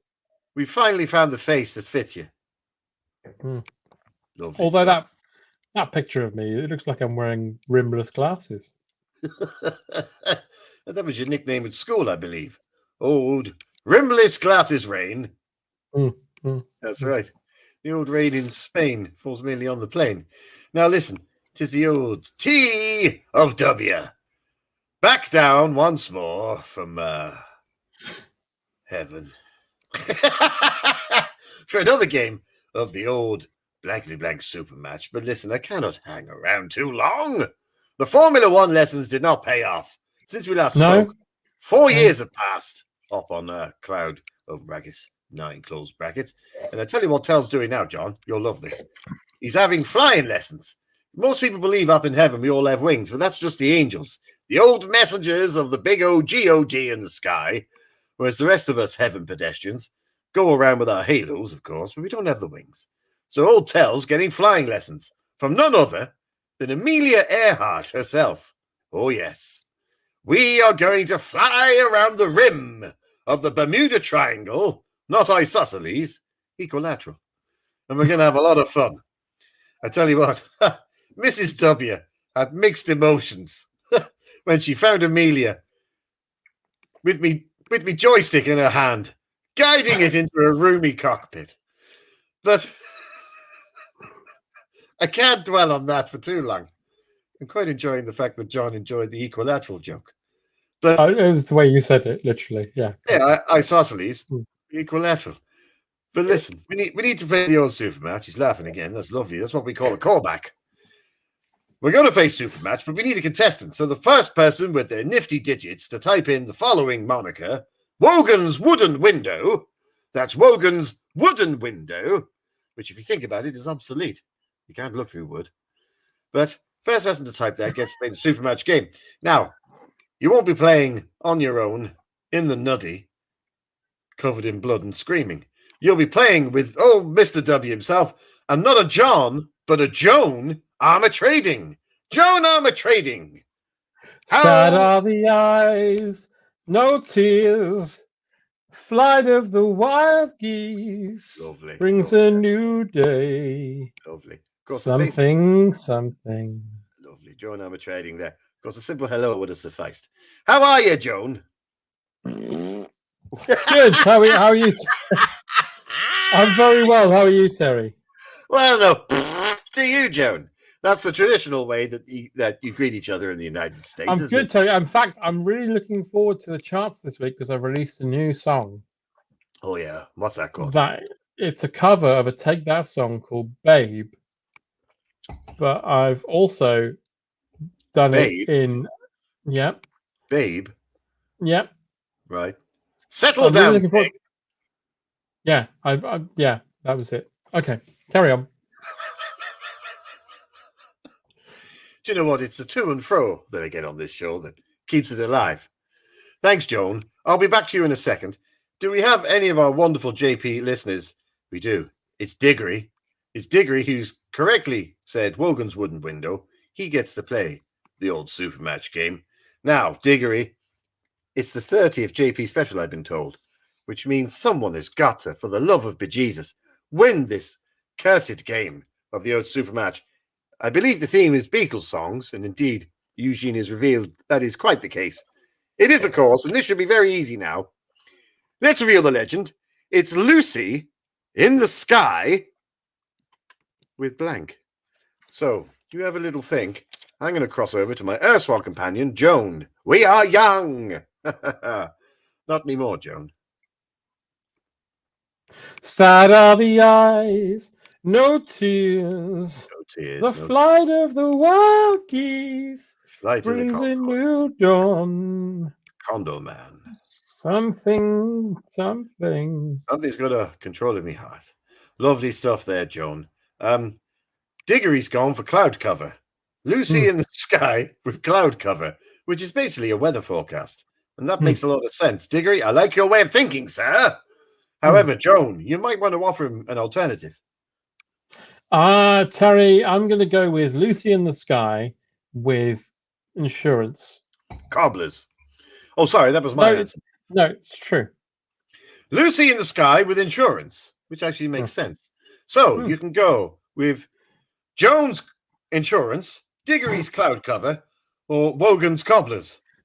Which, by the way, was actually the name of the autobiography. But what the fuck are we doing? We're just passing the time, Joan. So, Diggory, let's see. For the love of God, for the love of all the men in Donegal, could it be Lucy in the Sky with cloud cover? Let's find out. The third most popular answer, the 50 blanks. We're all crossing everything for you, Diggory. Let's find out. For 50 blanks, it was, of course. So close. It was, of course, Lucy in the Sky with diphtheria. So, never mind. Close there.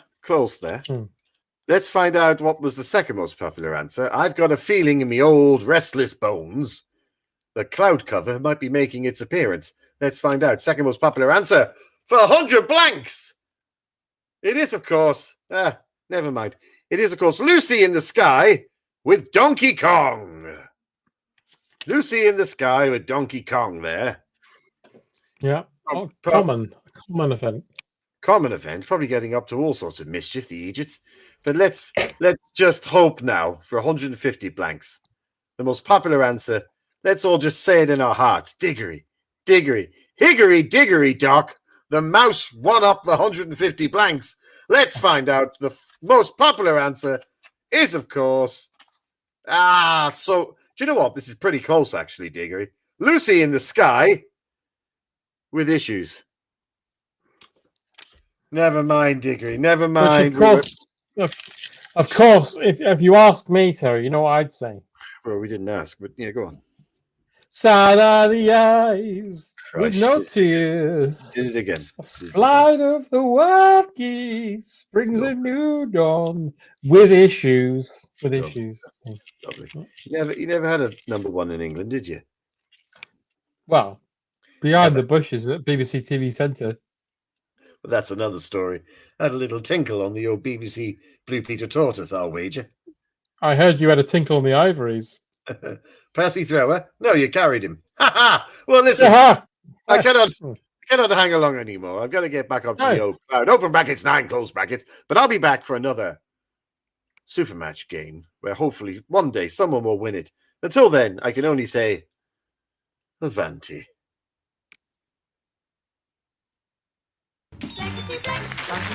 Brian Murphy, Beryl Reid, Henry Cooper, Isla Blair,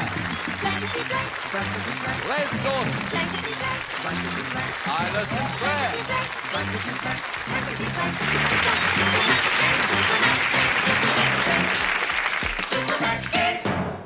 Do you think Mrs. Parker Bowles was a factor in the breakdown of your marriage?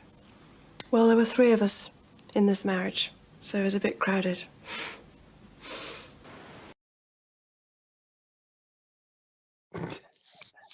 Well, how about that? Oh my God!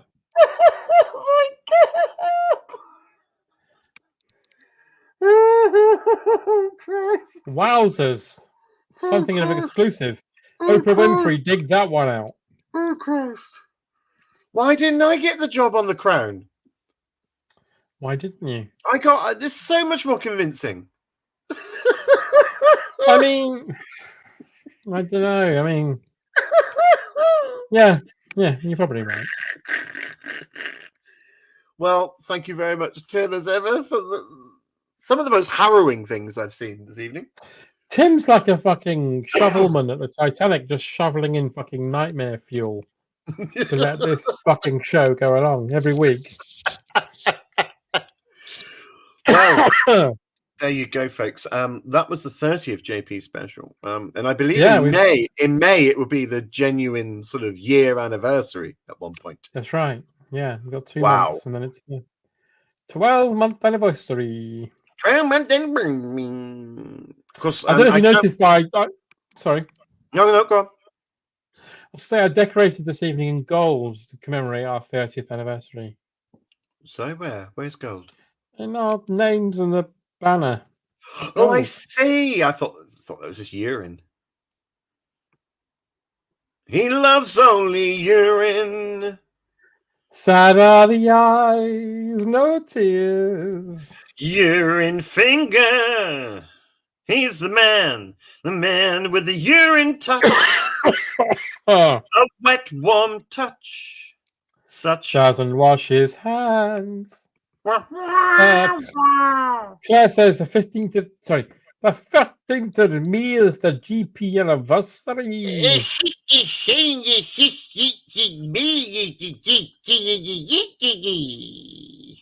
Oh, really? That's about a week after my birthday.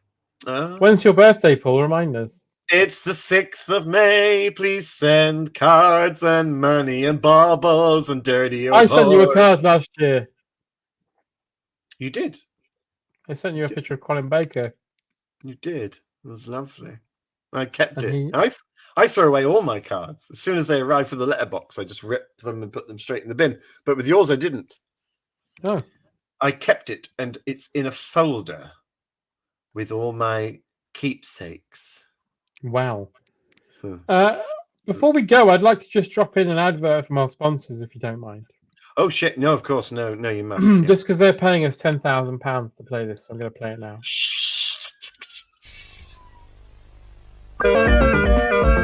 Bickerton. Bickerton.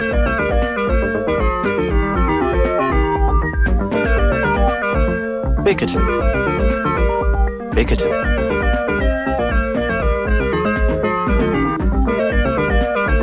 Bickerton. Bickerton.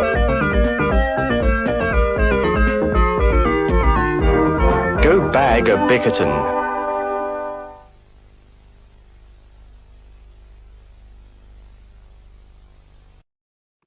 Of course, there was an advert there for Bickerton. Very famous brand. Isn't it got the same font as Snickers? I think it has, yeah. Yeah. Also, John, when is your birthday? June 16th. Yes, John. June 16th. Oh, interesting. I'll be 27. I am 27 going on 39. 44. Oh, you'll be 44. That's right. Don't worry. I'll be 48 in May. Oh, Paul, you don't look a day over 33. Oh, bless your petty love. Why is the guy with the Bickerton immediately getting out of a helicopter and then getting onto a fold-away bike? Because he's a high-flying businessman, Paul. But wouldn't he immediately get into a Rolls Royce or a Sinclair C5? What? Do you want him to fucking dump his body over London? What, like James Bond? Yeah, but with no parachute. Down some industrial funnel. Oh, fuck! Going to be fucking hell. Well, that's Bickerton, and we're very happy to have the Bickerton money. Oh, I like this idea that it's associated with Christopher Biggins. It's called a Biggerton. And Christopher Go Biggins grab a designed it. Bickerton. What, it's just a really fat camp bike that just makes sarky comments as you ride it. Don't say that. I'm What? sure he was very... You're suggesting he was promiscuous. No. John's birthday is 10 days before mine, so he's 10 days minus 2 years older than me. Ha! Thanks, Ben. Thanks, Ben. Thanks for that, Ben. But at least John doesn't have his dad living in his own home, glazing. Yeah, Ben. furniture. I'm not living with my dad, who's got a wanking habit. 20 a day wanking habit. I just mean a nun's hat he puts on while he wanks. He has to wear a pat. Wanking habit. Will there be a JP meetup for my 30th birthday? Claire, your 30th birthday was 40 years ago. So, yeah. Possibly. Claire, don't you realise you're a 70-year-old widow living in a cabin? Years old. In the island sky. Christopher Biggins is fucking huge. Thanks for that, Tamara. Obviously hitting her crack peak this evening. And the reason why you're so old, Claire Monty, up in Scotland is because, as we all know, there's only one vegetable up in Scotland, and that's pie. So, you know.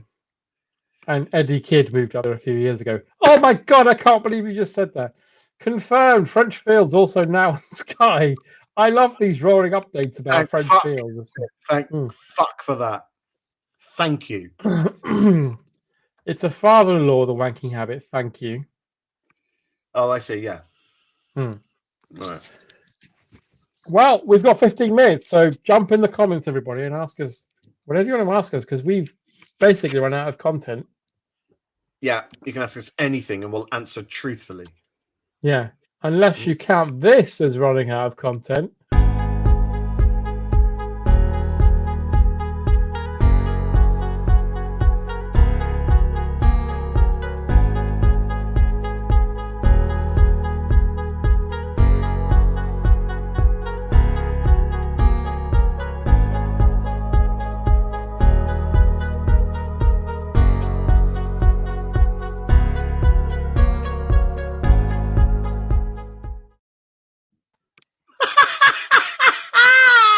You count that as running out of content?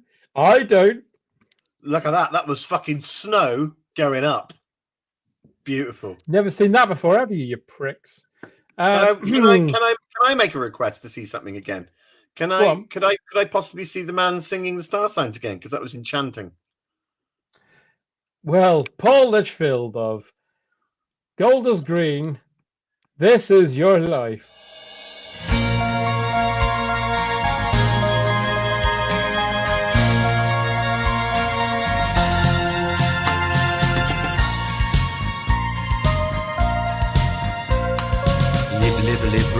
Live, I'll flirt and conquer, then withdraw. Live, then maybe might come back for more. In love with all of my heart. The act of love is more of an art. Irrational passion, some will say.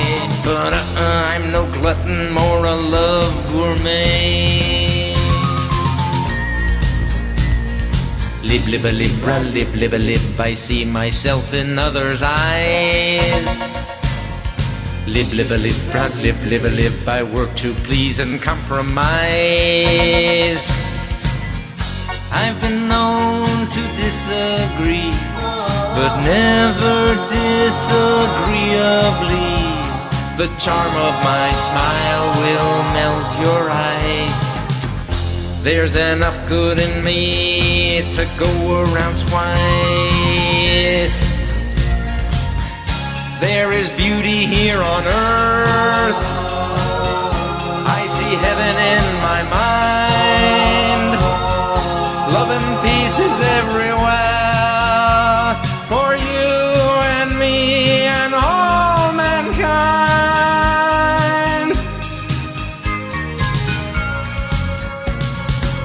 Live, extremes in life are all around. Live, but I prefer the middle ground. There we go. I mean, that goes on for a while. Wow. That's beautiful. On Hong Kong there with Libra song. Beautiful. We've got some questions here. So we'll have this as a quick fire round, Paul. Dwayne, oh yeah, sorry. Dwayne Hickman says, does the Yeti exist? Yes. Yeah, I think so. Paul, when did you last go swimming? Oh man, in August last year in Greece. I miss it so. Oh, hang on. Daddy or chips? Chips. Chips, please, not daddy. Yeah. What's your favourite leg, left or right? Left. Right for me. So. No. Where is Susie Lamplugh? No one knows, sadly. I know, but I'm not telling. Is Lynx Africa the worst Lynx? I don't know. I've never used Lynx anything. I wouldn't know. I did use Lynx as a teenager. Yeah. I don't have a smell comparison. I liked Africa, but I also liked. It wasn't Java. It was the other one. Do you like the rain's falling in Africa? No, but it was like an Oriental scent. I liked that one. Favorite branch of Wimpy? Probably the one in Watford when I was a kid because it had a spaceship in it. I've only ever been to Wimpy once, and that was in Plymouth when I was young, and I've never been in one since. But there is one in London, down in Kingston, I believe, still operational. When I was a kid, it's now McDonald's, I think. But when I was a kid, the Wimpy there had the second floor was a spaceship for kids. So you could go and have your party, and there were lots of desks with lights on. You could press and pretend you were in a spaceship. Wow. Speedo, pant, or boxer? I'm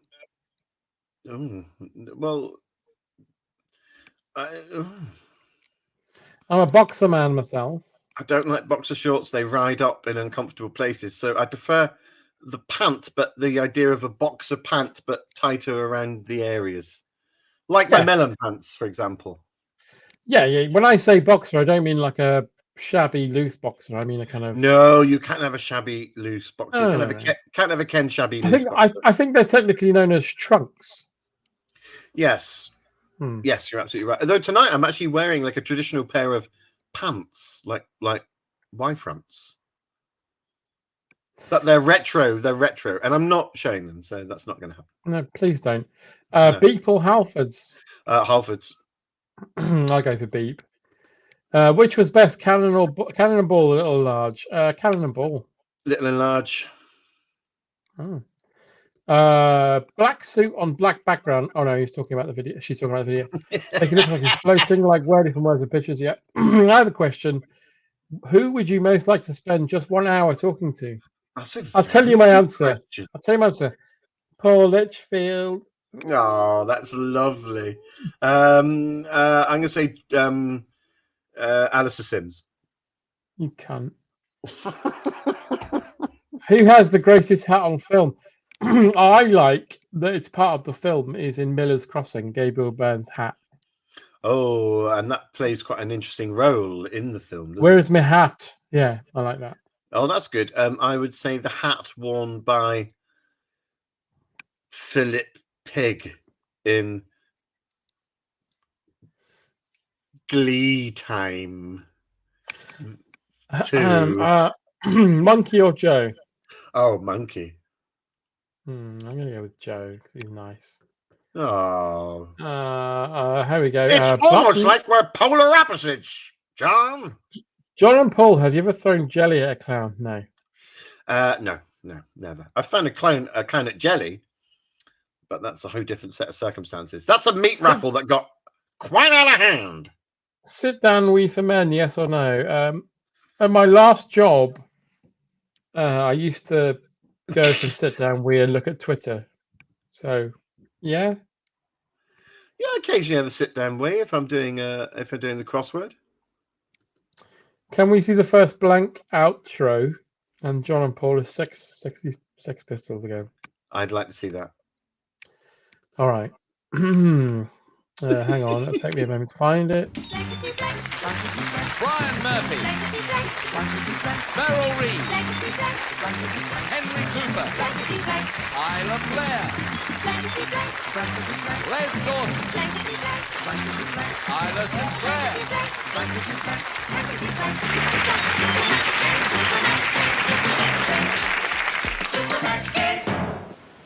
Nothing, a rude word. Next question. No. What was the rude word? Shit. Dirty fucker.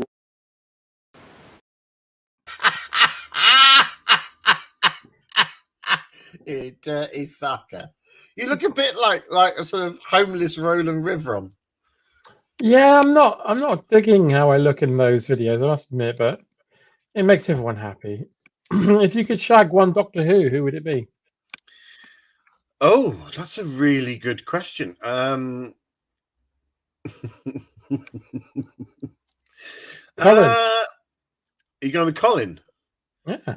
Early Colin or later Colin? Something to grab hold of. I don't know. I don't mind any Colin, just that he's interesting. I mean, Davidson for the heavy breathing would be nice.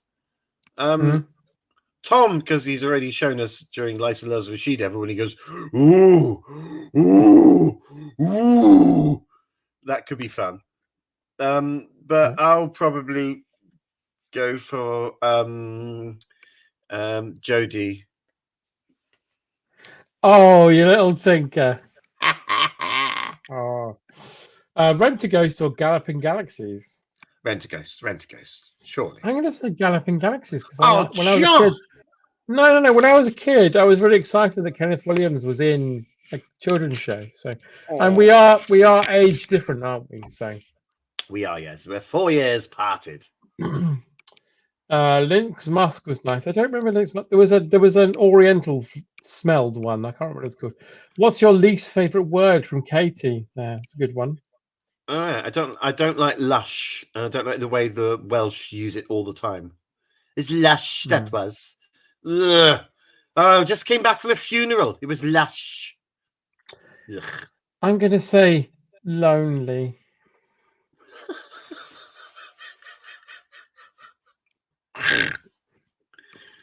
Oh, you Burke.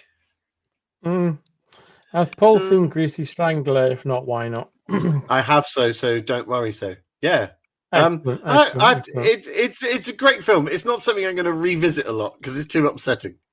I love but it. it's very I love it. It's very funny. But there's a bit where when the lady gets all naked and it's all just a bit queasy. Gruey or Johnny Briggs? Neither. I couldn't stand any of it.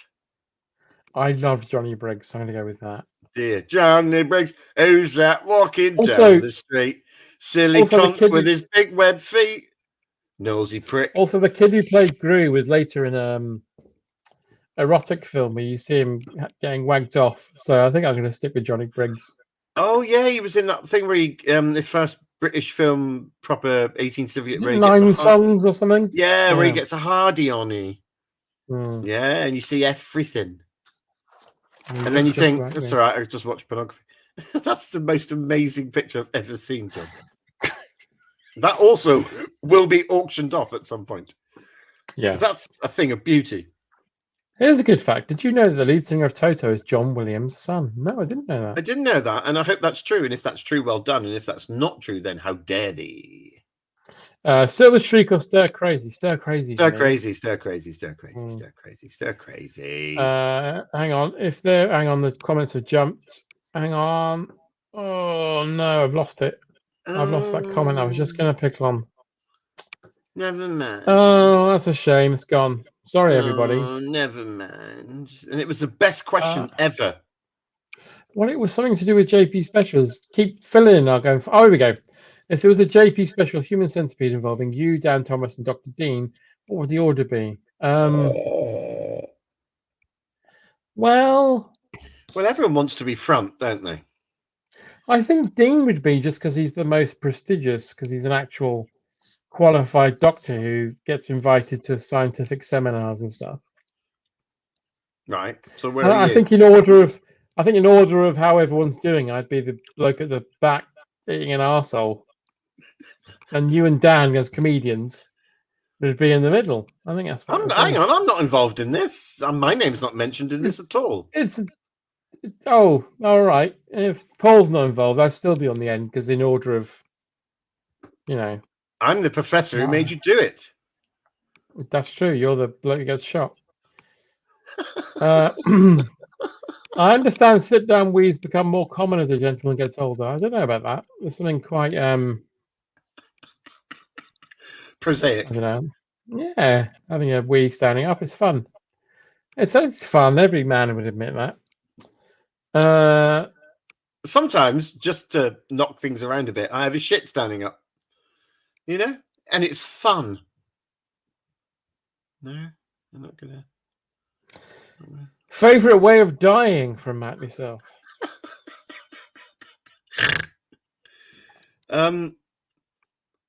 Peacefully inside a gun, like I've made a nest. I'd like to be under the sea, being strangled by an octopus in the sun. that's always. I don't know. I guess in the least violent way. No one's going to say, "Oh, actually, I thought about it. Yeah, cancer." That's how I want to go. Yeah. Oh well, this is an easy question. Favorite Grange Hill character, Paul? Hagrid. He wasn't in Grange Hill. I didn't particularly like Grange Hill when I was growing up. Well, because it wasn't a true reflection of my school. In my school, people got murdered and killed and pregnant and never came back and kicked people. Well, so did mine. That's why it was escapism. But no, it wasn't escapism. Go on, yeah. Well, my favourite. We talked about it. Gonch. And you met him, yeah. Yeah, I know. Yeah, I met Gonch. All right, I'm going to go with Mrs. McCluskey, but I don't really have any. I didn't care about Grange. I remember as a kid not caring about Grange Hill. I cared about it too much. I just remember thinking, this is bullshit. This is not like any school I know. But there you go. But on that bombshell, Paul's admission that he didn't care about Grange Hill.